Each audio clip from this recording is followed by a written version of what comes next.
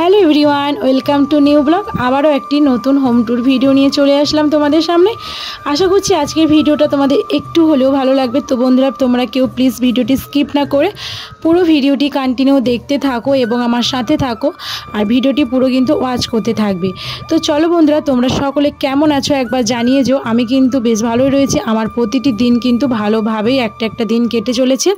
তো চলো বন্ধুরা, ভিডিওটি শুরু করা যাক। এদিকে তোমাদের প্রথম থেকেই তো আমার মেন সদর যে দরজা বলে যেটা, সেখান থেকে তো আমি প্রথম ভিডিওটা স্টার্ট করলাম। তোমরা তো দেখতেই পেলে আমার প্রথমে দরজা দিয়ে আমি ঢুকলাম, তারপরে দেখো আস্তে আস্তে পার্সের যে রুমগুলো আছে সেগুলো তোমাদেরকে একটা একটা করে ঘুরে ঘুরে দেখাচ্ছি। তো তোমরা একটা একটা করে ঘুরে ঘুরে দেখতে থাকো।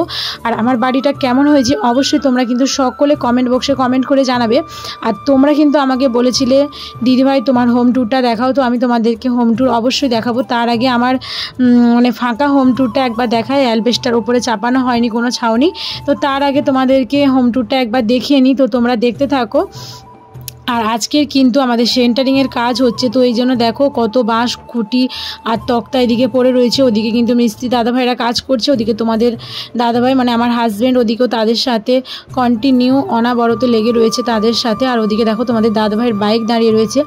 আর এখন যেহেতু শীতকাল, তো চারধার তো শুকনো, আর বেশ ভালোই হয়েছে। বর্ষাকাল মানেই তো একটা ক্যাচরা কাল আর কি। যাই হোক, আর এদিকে দেখো দাদাভাইরা কিন্তু মিস্ত্রি দাদাভাইরা এদিকে ওই মেশিন দিয়ে তক্তাগুলো কাটছে, আর ওদিকে তোমাদের দাদাভাই কিন্তু একটু হেল্প করছে আর কি।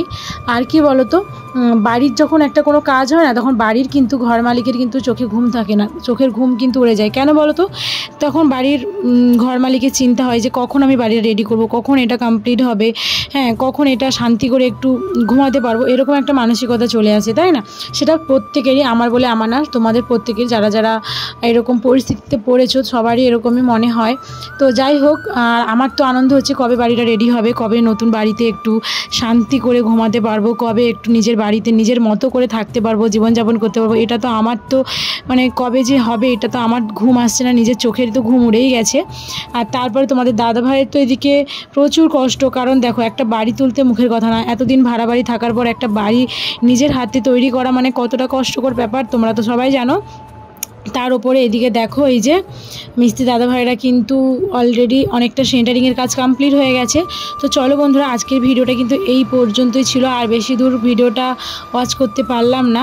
তো বন্ধুরা, ভিডিওটি কেমন হয়েছে অবশ্যই কমেন্ট বক্সে কমেন্ট করে জানাবে। আর তোমাদের হোম ট্যুরটা কতটা ভালো লেগেছে সেটা তো অবশ্যই কমেন্ট বক্সে জানাবে। আর তোমরা যারা যারা নতুন বন্ধুরা রয়েছো প্লিজ চ্যানেলটা সাবস্ক্রাইব করে আমার পাশে থেকো, আমাকে সাপোর্ট করো, লাইক কমেন্ট শেয়ার করে দিও। পরের ভিডিওর জন্য অপেক্ষায় থেকো। টাটা।